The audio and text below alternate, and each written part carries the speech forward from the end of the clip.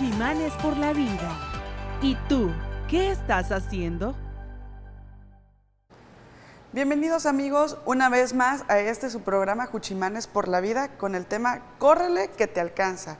Y con esta expresión pues me refiero a la enfermedad denominada gastroenteritis. Y para que a ustedes no les alcance, vamos a conocer más del tema durante todo este programa y gracias a la opinión del especialista en medicina, el doctor José Alberto Perfino Espinosa, nuestro invitado especial.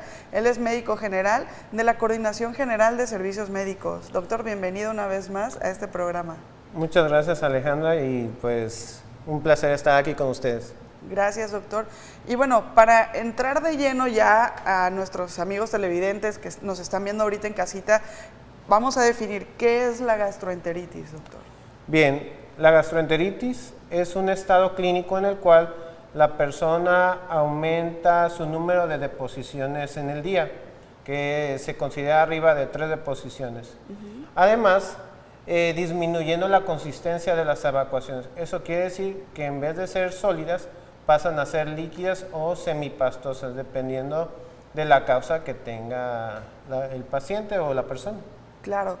Por ejemplo, alguien que comió algo, ¿no? O sea, yo ahorita, por ejemplo, comí lentejas y voy inmediatamente a evacuar y mis deposiciones totalmente líquida. ¿Eso ya es una gastroenteritis o hay un determinado número y tiempo para considerar que sea una gastroenteritis? Mira, por lo regular cuando sucede esto que no, al iniciar el consumo de alimentos y al poco tiempo vienen las evacuaciones, no se le considera de inicio que sea una gastroenteritis, porque podría ser que en ese momento el cuerpo no estaba apto para recibirlo. Entonces, si se consumen otros alimentos de otras características y no hay una subsecuente evacuación, quiere decir que solamente era el alimento o algo en particular en el tracto digestivo de la persona. Ok, doctor, y bueno, ¿puede haber agentes causales para que haya esta enfermedad? Claro, ¿Este estado clínico? Sí, claro que sí. Nosotros en la medicina, la gastroenteritis lo dividimos en 2 secciones, según los rangos de edad. El rango que es en los niños y en las personas adultas mayores, se considera que los agentes causales más frecuentes son los virus, el segundo son las bacterias y tercero está entre los parásitos y la alimentación de mala calidad. Okay. Ahora, en los adultos es más frecuente no la viral, sino la bacteriana.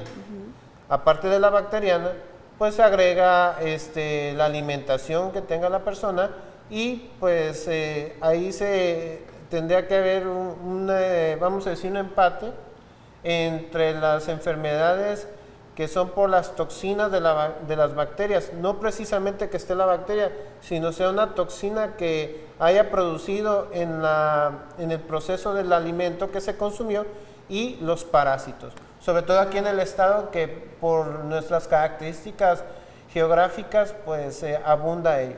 A mí sí me gustaría hacer mucho hincapié esto, ¿no? Porque luego van con los niños y creen y ya, tú estuviste, ¿no? Platicando sobre antibióticos y más adelante vamos a hablar un poquito más sobre el manejo terapéutico, pero sí, deme antibiótico y están casados con esa idea, ¿no? Ya creen que X sustancia activa es la que es la indicada, pero bueno, sí me gustaría que nos dijeras por qué virus en los niños. Cuéntanos. Miren, cuando nosotros estamos en esa etapa, muchas de las características que hacen que el aparato digestivo pues tenga más o menos inmunidad o tenga mecanismos para contrarrestar todos los microorganismos que entran con nuestros alimentos, en esa etapa no está al 100%. Ahora, habría que recalcar que aquí quien toma un papel muy importante es la lactancia materna. ¿Por qué? Porque la lactancia materna, sobre todo si se da en los 6 meses que está considerado para dársela a los niños, la leche, el calostro, lo que tiene son anticuerpos o tiene sustancias que despiertan la inmunología en el tracto digestivo de los niños. Claro. Entonces, eso hace que pueda contrarrestar todos esos microorganismos que entran a través de la alimentación. O pues si nosotros recordamos, los niños aprenden a conocer el mundo a través de la boca. Todo se quieren llevar a la boca, ¿no? Entonces, ¿por qué algunos niños sí se enferman y otros no? Tiene que ver mucho la alimentación, sobre todo esa alimentación que es la lactancia materna, y también tiene que ver que la madre, o sea, la mamá del niño, durante ese tiempo esté consumiendo alimentos de alta calidad. Claro, excelente. ¿Y en los adultos, por qué bacterias? ¿Por qué a ellos? Miren, ahí es porque en alguna situación cambia, se altera el metabolismo que nosotros tenemos. Por ejemplo, una barrera fisiológica que evita que la persona tenga infecciones es el ácido gástrico, ¿no? Luego hay unas placas muy pequeñas en los intestinos que se llaman placas de Peyer. Ahí contenemos una gran cantidad de anticuerpos y sobre todo de células que van a atacar cualquier microorganismo que no es propio de ahí del tracto digestivo, y algo en particular, la flora intestinal. La flora intestinal da una barrera contra esos microorganismos y por eso es que no se da ese tipo de infecciones. Ahora, hay bacterias que a través de su propia existencia ahí en el tracto digestivo, aumentando, claro, la cantidad, y las toxinas o los factores de virulencia que producen, esto hace que se dañe la flora y que también se dañe parte de lo que es microscópicamente el intestino. Claro. Entonces, Doctor, perdón, le interrumpo, vamos a un promocional y al regresar continuamos platicando de esto. claro que sí.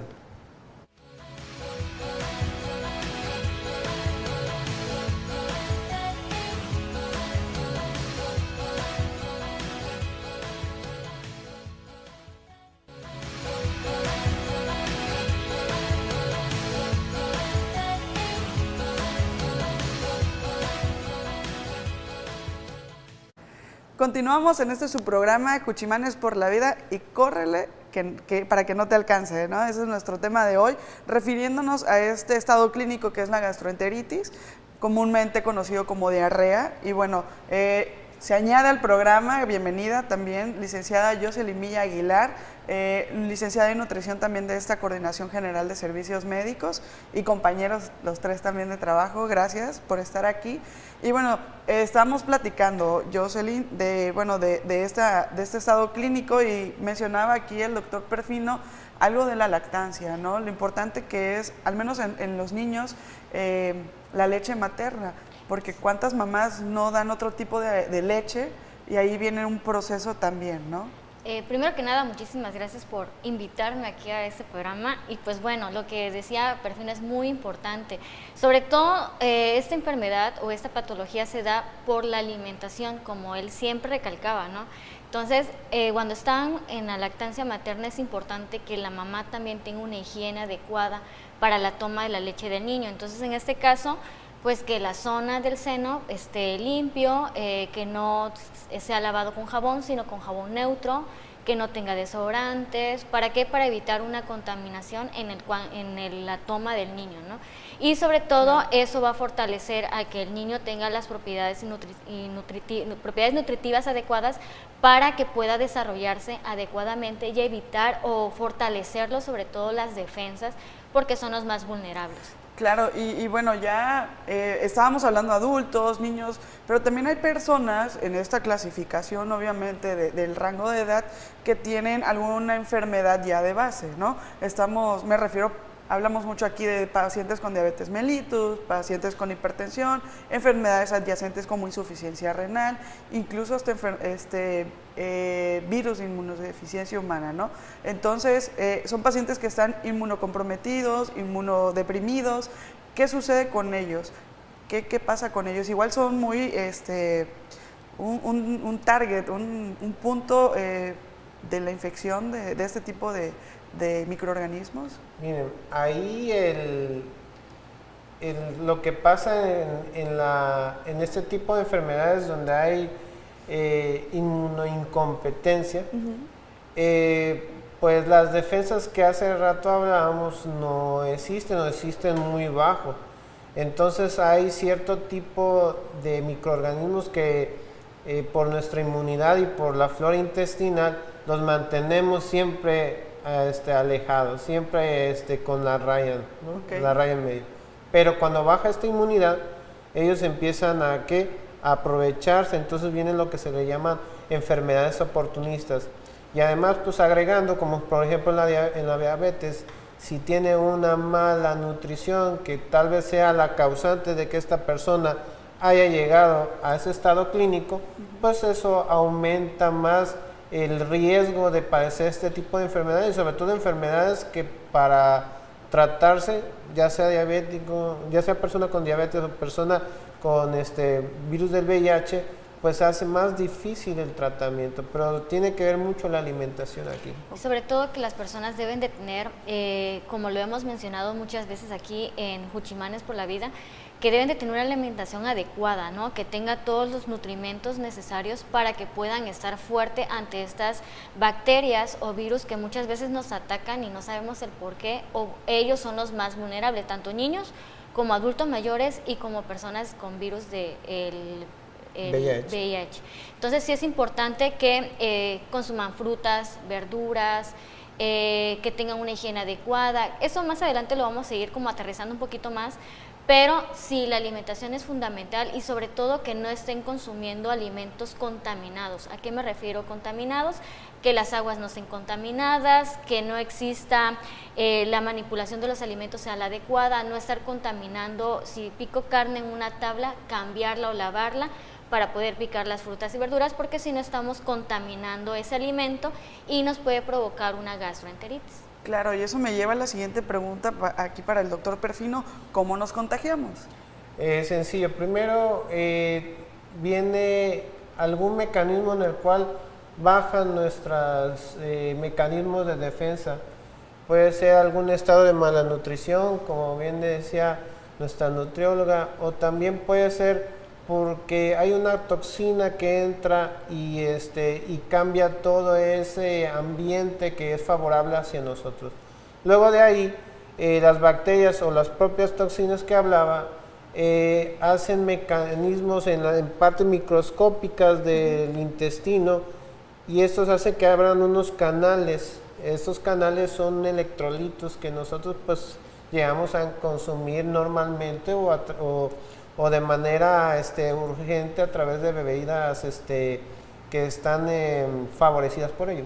Entonces, al abrirse esos canales, favorece la salida de cloro, y el cloro hace que salga sodio y agua. Entonces viene un tipo de diarrea que se le llama diarrea secretora. Exacto. Ahora, también hay otro tipo de diarreas, en este caso cuando hay solutos o alimentos que por las características de la persona o por las características propias de la comida no pueden ser digeridos o son muy pobremente digeridos. Entonces eso provoca un efecto osmótico. ¿Qué es el efecto osmótico? Que haga que pase entre membranas biológicas el agua de un lado a otro. Entonces eso hace que pase el agua que se contiene en el intestino hacia donde están donde se está tratando de absorber los nutrientes. Y luego viene la otra etapa, que es la diarrea acuosa. Con toda esa concentración de agua hace que el propio intestino tenga la necesidad de sacarlo. Entonces eso aumenta el peristaltismo, o sea, los movimientos intestinales, y entonces pues viene con todo consecutivo pues la diarrea. Ahora, todo eso puede pasar en horas, hasta en menos de un minuto. Claro, claro. Y también hay que mencionar la otra que es muy importante, y bueno, eso es provocada por otro tipo de bacterias, parásitos, la dichosa llamada, bueno, que todo el mundo disentería, ¿no? ¿Qué sucede ahí, doctor? Mire, ¿Cómo podemos saber qué es ok, disentería? la disentería es cuando hay presencia de sangre en las evacuaciones. Puede ser la sangre como tal o en rayas, así, en trazas, nosotros le decimos, en presencia de las evacuaciones que tiene el paciente. Esto es porque los microorganismos van escalando capas del intestino, entonces llegan a una capa donde está muy vascularizado, o sea, donde llega mucho, donde hay sangre, donde hay riego sanguíneo, entonces al llegar ahí pues es fácil que salga por las Te evacuaciones. interrumpo Sí, nuevamente adelante. y vamos a un promocional y continuamos platicando de este tema.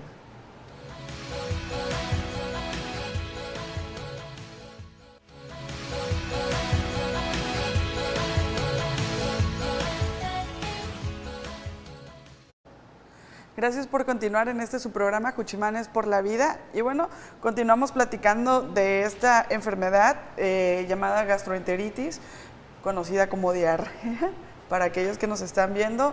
Y bueno, doctor, nos quedamos, ¿no?, platicando sobre este tipo de diarrea, igual denominada disentería. Si nos puede terminar de decir. Sí, claro. Entonces, cuando llegan estos microorganismos, porque no nomás son bacterias, puede ser otro tipo de microorganismos, llegan a esa capa del intestino, entonces es fácil que pues haya hemorragia, ¿no? Hemorragias muy puntuales, muy pequeñas, que pues al final la persona, ya sea un adulto o la mamá del niño, pues lo ve y entonces se van preocupando, ¿no? Y ahí es donde van a correr al médico. Entonces, sí hay que puntualizar eso, porque sí hay que atenderse. Luego, pues dicen, no, pues tal vez fue por lo que se haya consumido, pero sí hay que atenderse, sobre todo porque las bacterias que lo causan, como la Shigella, la Salmonella, la Escherichia coli, porque hay diferentes tipos, hay unas que llegan y son muy virulentas, o sea, que atacan violentamente al tracto digestivo, y entonces si no se trata a tiempo, pues pueden venir complicaciones como el choque hipovolémico, la deshidratación severa y otras entidades que pues no queremos saber en los niños. Y en los adultos pues es tal vez a veces hacen los valientes, nos hacemos los valientes y no nos tratamos, pero ya cuando están las complicaciones, pues ahí ya lo lamentamos. Claro. Ahora, ante eso, doctor, fíjese que en la consulta siempre pasa, ¿no?, de que ya tengo evacuaciones diarreicas, tengo vómito, por lo que usted mencionaba, ¿también puede ser gastroenteritis por parásito? Sí, claro, hay, sobre todo aquí en Tabasco, porque el clima y la cultura de cómo nosotros manejamos los alimentos lo permite, y sobre todo con la modernidad, el que nosotros hemos ido centralizándonos en las ciudades, eso hace que pues disminuya la calidad de agua, disminuya la calidad de la elaboración de los alimentos, y entonces pues es fácil que pues no nomás bacterias, como bien habías dicho, parásitos, pues lo presente, pero la situación es que los parásitos tiene etapas donde presentan evacuaciones, pero luego se quitan y dice la persona, pues ya mejor no, pues ya se me quitó, pues ya no acudo, ¿verdad? Ya no tomo Pero nada. luego viene un periodo de estreñimiento y luego vuelven las evacuaciones, entonces cuando ya la persona se aburre y dice, no, pues ya ahora sí tengo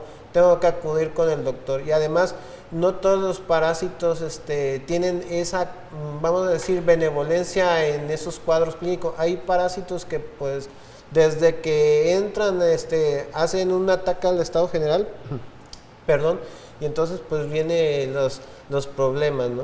Ahora, ¿y ahí se recomendaría desparasitarnos?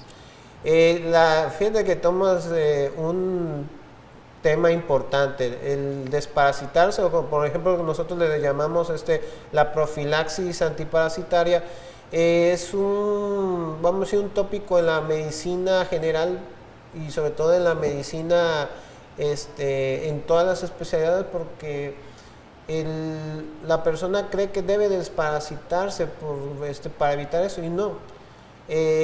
Si uno tiene malos hábitos, consume alimentos donde no debería de consumirse, en la calle, que es lo más común y lo más económico, por eso opta la gente por acudir a ello, ahí sí podría estar indicado, pero si uno tiene una alimentación adecuada no es necesario. Ahora, cuando sí se tiene ya el cuadro clínico como tal, o sea, los signos y los síntomas de una parasitosis, ahí sí conviene desparasitarlo, pero ya se ha dejado o se ha estado dejando en desuso eso de desparasitarlo. ¿Por qué? Porque más que beneficiar a las personas, ya sean adultos o sean niños, lo que hace esos medicamentos es barrer la flora intestinal.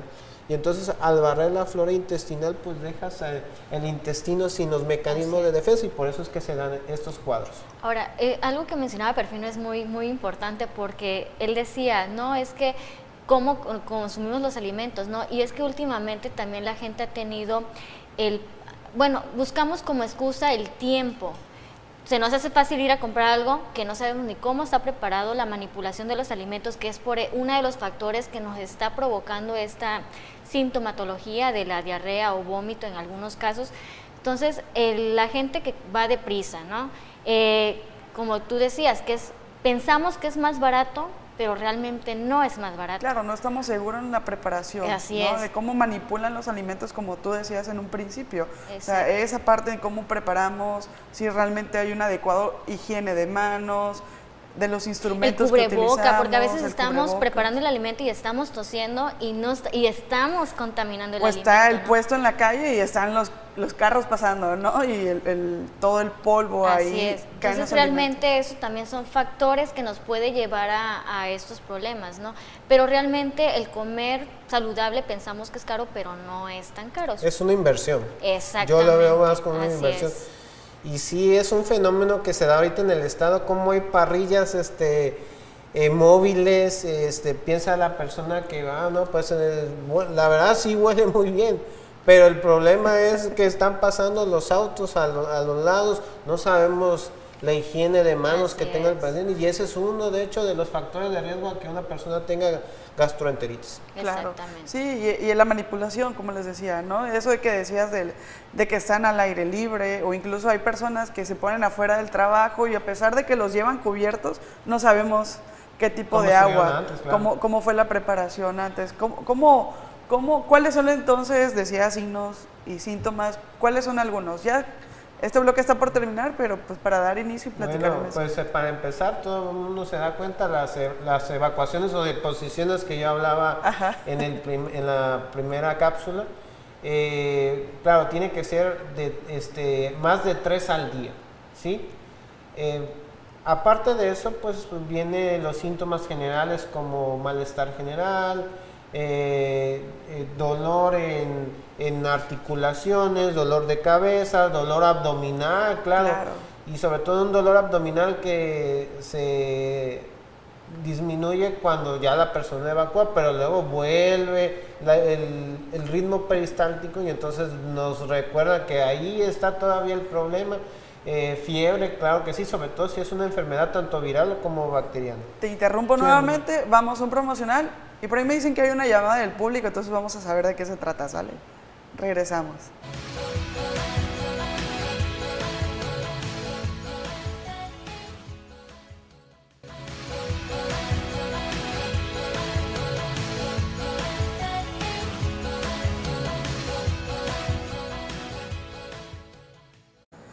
Continuamos platicando sobre este tema tan importante y bueno, y ahorita en la temporada de calor, lluvia, que sí, bueno, más adelante nos vas a decir eso, mejor ya no digo más. Continuamos con el doctor Perfino que nos continúe platicando sobre los síntomas. Aquí a nuestros amigos televidentes que es muy importante tener en cuenta realmente. Entonces le decía el dolor abdominal, malestar y sobre todo que los signos y síntomas de alarma, ¿no? Esto pues en el adulto pues es más fácil porque es cuando pues vemos que han cambiado su comportamiento, no puede hacer sus actividades cotidianas, entonces ahí él acude al médico o un familiar, sobre todo si es muy renuente en acudir, ¿no? Pero en los niños sí sería importante, ¿por qué? Porque la deshidratación y la baja de electrolitos en su cuerpo pues es más se hace más de manifiesto y puede correr riesgos, sobre todo porque pues el niño es más del 80% agua, si lo vemos de esa manera. Entonces en el niño hay que tenerlos en cuenta, primeramente el que los ojos se le hundan, ¿sí? Por la deshidratación, la boca muy seca, la alteración en el patrón respiratorio, la piel, la turgencia de la piel. Hay un signo que se llama signo del lienzo húmedo, donde apretamos tantito la piel y entonces no vuelve a estar en su estado normal, sino se queda así en pliegue. Entonces eso es muy peligroso para el niño. Entonces y sobre todo la fiebre, porque de la fiebre puede desencadenar un estado convulsivo que pues ya no vamos por una cosa, sino ya vamos por otra, y todo pues en efecto del niño. Claro. Así es. Entonces sí es muy importante esos signos y síntomas de alarma, sobre todo importante que ya en eso la mamá empiece con el tratamiento. ¿Cuál es la reposición de líquidos? Con lo que se tenga a la mano. Y ya luego, pues, si aún con la reposición no se controla, entonces ya hay que acudir a la unidad más cercana de salud para hacer la atención. Y sobre todo hay que recordar que no hay que pedir antibióticos a los médicos. Los médicos saben cuáles son los agentes más frecuentes, sobre todo en los niños. Y entonces es de un error garrafal, fatal para el niño, que se le dé antibióticos cuando no lo necesita. Claro. ¿Por qué? Porque como la mayoría de los agentes en los niños son virus, pues solamente con la reposición y con el control de la temperatura, la reposición de líquidos y de electrolitos, con eso más que suficiente es. Pero si le agregamos antibióticos, pues todavía podemos barrer esa flora intestinal que ahí al virus lo está controlando. Y otra cosa que ahorita que está en boga lo de las campañas antivacunas, pues hay que hacerle el señalamiento a los padres de familia de que hay que vacunar a los niños. ¿Por qué? Porque, por ejemplo, el rotavirus es una enfermedad que si no se trata a tiempo, pueden morir los niños, sobre todo los menores de 2 años. Entonces, con la vacunación podemos ahorrarnos ese problema. Así es. Excelente mensaje, doctor. Y bueno, hubo una llamada ahorita. Se llama la persona que nos está viendo, Rodolfo Hernández. Y bueno, dice, ¿qué tan beneficiosos son los probióticos para una persona adulta? Y bueno, entre paréntesis, una persona que padece hipertensión y problemas gastrointestinales. Pero en general, ¿qué tan buenos son los probióticos? Los probióticos hay que diferenciarlos de los bacilos, porque hay productos y hay alimentos que tienen esa propiedad de ser probióticos. O sea, el probiótico quiere decir que fomenta en pro. Entonces, los probióticos fomentan la proliferación de la microbiota, o sea, de la flora intestinal. Que eso, a diferencia de los bacilos, ¿sí? Y los bacilos cuando llegan al estómago se deshacen, entonces es como si uno no hubiese consumido nada. Pero en cambio los probióticos, por las características del envase donde vienen las cápsulas, pueden llegar al intestino, y entonces el probiótico va a aumentar y sobre todo a favorecer esa flora o esa pared bacteriana contra las otras bacterias o virus. Entonces sí es muy beneficioso, claro, y sobre todo que pues nosotros no consumimos alimentos que también podrían favorecer a nuestra flora intestinal. Claro, un ejemplo de ello. Por ejemplo, los yogures desnatados con probióticos, eso ayuda mucho a fortalecer la flora intestinal, y sobre todo cuando estamos en evacuaciones diarreicas debemos de consumir muchos líquidos, como bien decía el doctor Perfino, primero se toman ciertos alimentos y ya después, cuando ya hay menos evacuaciones, tomamos yogur y nos ayuda un poco a controlar. Oye, pero ¿el yogur ese de súper o hay alguno en específico? Lo ideal sería que lo hiciéramos. Venden los probióticos y nosotros mismos podemos hacer nuestros tipos, el yogur sobre todo, ¿no? Pero pues si no tenemos al alcance el prepararlo, pues sí sería viable comprar unos que ya vengan naturales, porque hay otros que ya son muy artificiales, que esos tampoco no nos sirven de mucho. Claro. Por la cantidad de azúcar que contiene. Aquí hay que tener en cuenta, bueno, las especificaciones para tomar este tipo, al menos si vienen encapsulados, granulados, en polvo, porque eso igual están a libre venta, ¿no? Entonces es muy fácil llegar allá a farmacia, tomarlos, ya tuve una evacuación y me estoy tomando, ojo, ¿por qué? Porque como dijo el doctor, también fomenta, ¿no? La proliferación y la proliferación de esta microbiota que tenemos de forma habitual en nuestro sistema digestivo. Entonces, ¿qué sucede? Pues bueno, llega a haber de más y en vez de, obviamente contiene el agua, ¿no? ¿Sí? Absorbe esta agua que está a libre paso en una gastroenteritis y puede haber un estado también de estreñimiento. Entonces, es nada más saber, porque no es así tomar por tomar, hay indicaciones también para esto, claro. No es solamente porque lo consumo, automedicarse, ¿no? Y algo que podemos consumir en forma diaria es, como tú dices, el yogur hecho en casa. Vamos a ir a un promocional y continuamos platicando. Gracias.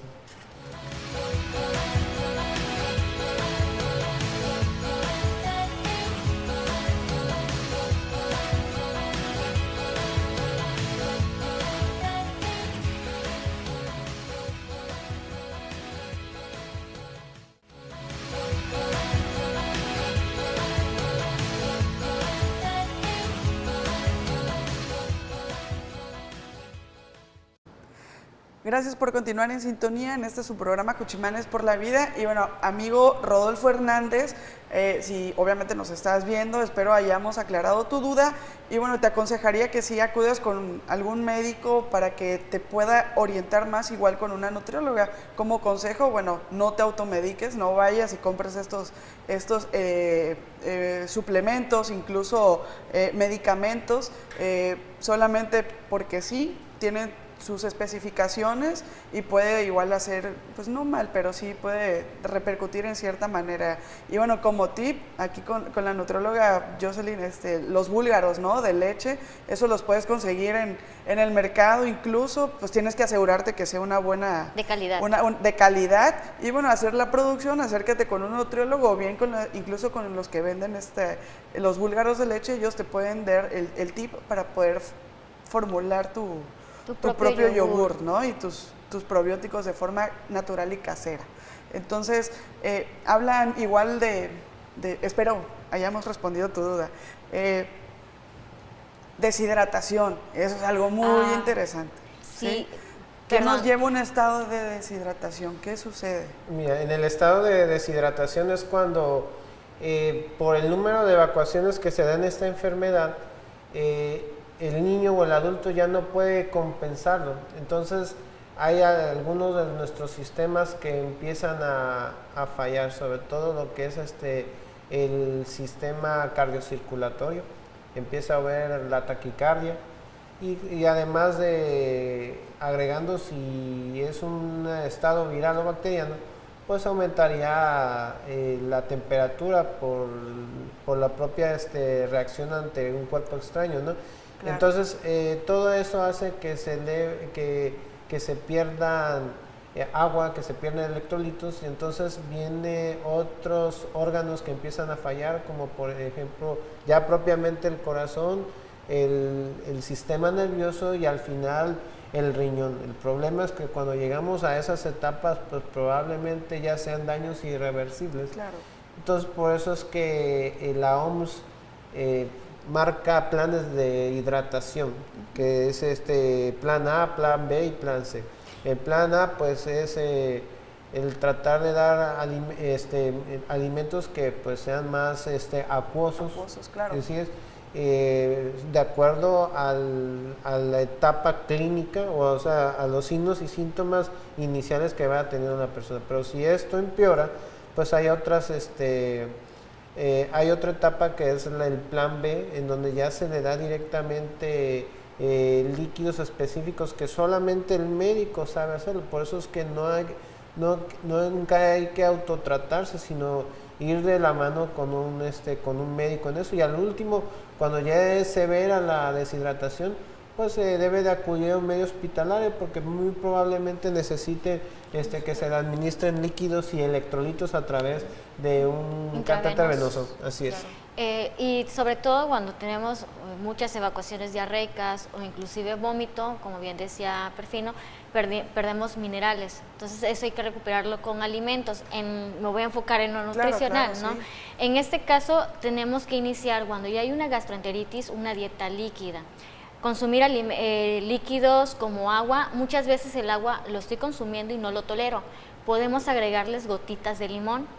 El té de manzanilla con anís ayuda mucho al tránsito intestinal, nos controla lo que son las náuseas, también entra como líquidos para podernos hidratar. Es importante que los líquidos, por ejemplo té, se consuma de manera ni muy frío ni muy caliente, sino término tibio. También otro que nos ayuda a hidratarnos son el agua alcalina. ¿A qué me refiero con el agua alcalina? Que son los sueros caseros. El suero casero se hace a base de agua, limón, puede ser 1 litro de agua, 2 limones el jugo, 2 cucharaditas de miel de preferencia en lugar de azúcar, media cucharadita de sal y media cucharadita de bicarbonato. Lo mezclamos y eso nos va a ayudar mucho a hidratarnos. En este caso, para la hidratación no se recomienda que se consuma bebidas con cafeína, como el café, como bebidas energetizantes, otros tipos de bebidas que contienen mucha cafeína, porque las bebidas, por ejemplo, carbonatadas o gaseosas, contienen 30 miligramos más o menos de cafeína. El café contiene 100, pero las bebidas energetizantes contienen hasta de 150 a 250, ¿no? Y esto nos va a provocar alteraciones metabólicas. Claro, y eso es un error, ¿no? Que, tienes diarrea, toma un producto fulanito de tal, que ahí vemos en la imagen, que no se ve la etiqueta, pero bueno, así como él, hay varios, ¿no? Sobre todo eso son bebidas isotónicas, que así comúnmente las conocemos, que las compramos para hidratarnos. Tampoco se recomienda mucho porque esas contienen mucho azúcar y sobre todo contienen mucho sodio. Para las personas con hipertensión, con diabetes, las personas con daño renal no deberían de estar consumiendo estos tipos de bebidas, las bebidas isotónicas, sobre todo también las energetizantes prohibidas. ¿Qué frutas pueden consumir personas que están cursando, al menos en la primera, en el plan A, ¿no? Que debemos de restituir estos líquidos perdidos. Así es. Realmente con alimentación. Ahora, vamos por etapas. La primera etapa es dieta líquida, ya mencioné cuáles líquidos pudiéramos consumir. La segunda etapa, cuando ya las evacuaciones ya pasaron, digamos 2 días, de que ya mis evacuaciones son un poco normales, podemos consumir papa, zanahoria, plátano, la manzana que sea cocida, sin cáscara. Hay que quitar los alimentos con alto en fibra. Quitar, por ejemplo, legumbres, quitar frijol, lentejas, las semillas, nuez, almendras, eso también hay que quitarlos, preferentemente que sean las verduras sin cáscara, cocidas y comerlas poco a poco. No podemos comer platos muy grandes porque podemos provocar otra intolerancia. Y también podemos consumir arroz blanco, de preferencia evitando el arroz integral durante este proceso. Y el pollo pues que sea cocido, a la plancha, evitando alimentos muy condimentados, con un alto contenido de grasa, porque si no pues no vamos a lograr un avance. Ya que pase todo este proceso, ya en el 5.º día pues ya podemos retomar nuestros hábitos normales, siempre y cuando veamos la tolerancia del alimento. Claro, totalmente. Doctor, sí me gustaría que profundizara un poquito más por qué no este tipo de bebidas isotónicas, este tipo de bebidas energizantes. Vamos a un promocional y al regresar platicamos de esto. Sí, claro que sí.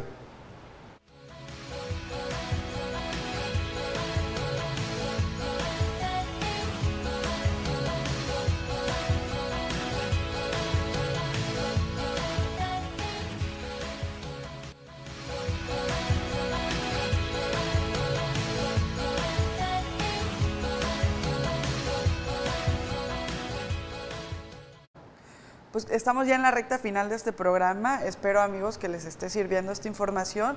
Y bueno, doctor, me quedé en el bloque anterior con la pregunta de si esas bebidas energetizantes, isotónicas, que son muy comunes de utilizar cuando existe un estado de deshidratación, ¿por qué no se deben de utilizar? Bueno, para empezar, hay que individualizar los casos. Esas bebidas, para empezar, se hicieron para los deportistas, para la gente de alto rendimiento que necesita glucosa o azúcar, como bien decía aquí nuestra compañera, y además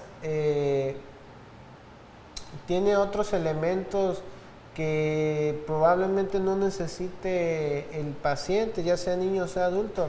En este caso, el manejo del sodio y el manejo del cloro puede afectar el rendimiento, la funcionalidad, para empezar, del corazón, porque el corazón necesita estos electrolitos. Entonces, si hay mayor presencia de ellos, ya sea calcio, potasio, sodio, cloro, entonces puede afectar el ritmo cardíaco y entonces acelerar un proceso que ya estaba alterado. Por ejemplo, puede aumentar la presión arterial, puede aumentar la taquicardia y entonces el paciente presenta un ataque al estado general. También no es conveniente por los altos índices, como bien decían, de glucosa, porque si es una persona con diabetes y todavía le agregas más glucosa, pues el páncreas y todos los sistemas de autocontrol que contrarrestan esta elevación de la glucosa, si todavía le aumentas más esos niveles, puede quedar en un choque hiperosmolar. Ahora, o sea, que se pueda desmayar, puede llegar a tener convulsiones. Y en los niños no es conveniente. ¿Por qué? Porque, como bien decían ustedes, la gran cantidad que hay de electrolitos, probablemente ese riñón de ese niño ya esté deteriorado y solamente con una adecuada hidratación se podría controlar. Pero si a eso le agregamos más electrolitos, podríamos hacer una falla renal y entonces ahí sí podría estar en peligro la vida del paciente. Excelente. Jocelyn, ¿otra alternativa aparte del suero oral o el suero casero? Por ejemplo, el coco, que es muy rico, es local, es económico. En lugar de comprar bebidas isotónicas, podemos utilizar el agua de coco, que no sale muy caro. Tiene vitamina C, potasio, sodio, magnesio, entre otros, y nos va a ayudar a también mantenernos hidratados. También ayuda para la piel, entonces es una bebida deliciosa, refrescante, y ahorita que viene la temporada Y que aquí la encontramos en abundancia, así ¿no? es, y hay que aprovechar lo que tenemos también, porque pues como bien decíamos, lo que tenemos local es más económico a comprar lo que pues no. Claro, y algo que sí me gustaría, y aprovechando el tiempo que todavía nos queda, ¿cómo debe de ser entonces la preparación? Y aterrizándolo ahorita en temporada de calor, ¿cómo debe ser el consumo de los alimentos? Bueno, como siempre hemos dicho, que el alimento sea de calidad. Verificar que sea de un lugar donde esté bien el local, que sean sobre todo regionales, que la manipulación del alimento sea desinfectado de manera adecuada. Podemos desinfectar con gotitas de cloro, con las gotitas que comúnmente ya compramos, o bien con bicarbonato de sodio también podemos desinfectar las frutas y verduras. Evitar la contaminación cruzada de los alimentos, como ya había mencionado, el corte de carnes junto con las verduras, tratar de quitarlo. Lavarse las manos, sobre todo los niños, eso es fundamental. Lavarse las manos antes y después de ir al baño, cuando vamos a comer, porque a veces estamos jugando o están jugando en la escuela y y ya agarraron algo que puede contagiar un virus o algo. Usar los geles antibacteriales también se recomienda mucho en los casos de los niños, y sobre todo tener la cultura, porque los niños no tenemos cultura de higiene. Y pues bueno, eso serían como las recomendaciones, digamos, generales que tenemos que tomar en cuenta para evitar estos síntomas. Y pues también las personas que tengan un problema de gastroenteritis, no manipular los alimentos para evitar un contagio a otras personas. Claro, totalmente. El método de preparación, es decir, cocción, todo eso, ¿influye también? Sí, También tenemos que cocer bien las carnes, sobre todo en el caso, por ejemplo, hay pacientes que tienen niveles altos de ácido úrico, cocer las carnes de un lado, las verduras de otro, colarlo. Entonces, toda esa parte de los métodos de cocción, de preparación, sí son muy fundamentales. Ya hemos hablado anteriormente en estos temas. Si tienen dudas, pues no nos da el tiempo de poderlo platicar, pero pueden checar los temas que hemos abordado sobre esto para que también se puedan orientar de cómo tomar en cuenta estas técnicas de preparación. Claro, doctor, ¿qué más nos puedes decir de este tema? Algo que haya que tengamos que tener mucho en importancia. Evitar la automedicación, sobre todo de antibióticos. No exigir lo que no necesita el niño o lo que no necesitamos nosotros. Hidratarnos, sobre todo en esta temporada de calor que está empezando en nuestro estado. El uso racional de antibióticos, también eso se le encargaría a nuestros compañeros médicos, que exploren el paciente, que pregunten adecuadamente cómo inició todo para que sepan cuál es el tratamiento adecuado y sobre todo que cambiemos nuestra cultura, la cultura de los alimentos, de por favor consumir alimentos que nosotros hayamos hecho en nuestro domicilio, no hay mejor, y sobre todo la lactancia materna, es fundamental para los niños. Si quieres que tu niño no se enferme y todavía no ha cumplido los 6 meses y puedes todavía dar leche materna, dáselo. Y sobre todo también la vacunación, por favor, porque el rotavirus a veces la gente no lo cuenta. Perfecto. Y sobre todo también este tipo de enfermedades lo podemos controlar con alimentos, no hay Excelente, pues un gran tema, muchísimas gracias a ambos por estar aquí y bueno amigos, espero que les haya servido mucho y más en esta temporada ya de mucho calor donde los alimentos están muy propensos también a descomponerse, hay que tener mucho cuidado y aquí un lugar que consumimos marisco, ¿no? Entonces pongamos en práctica todas estas indicaciones de los expertos y nos vemos la próxima semana aquí en Cuchimanes por la Vida.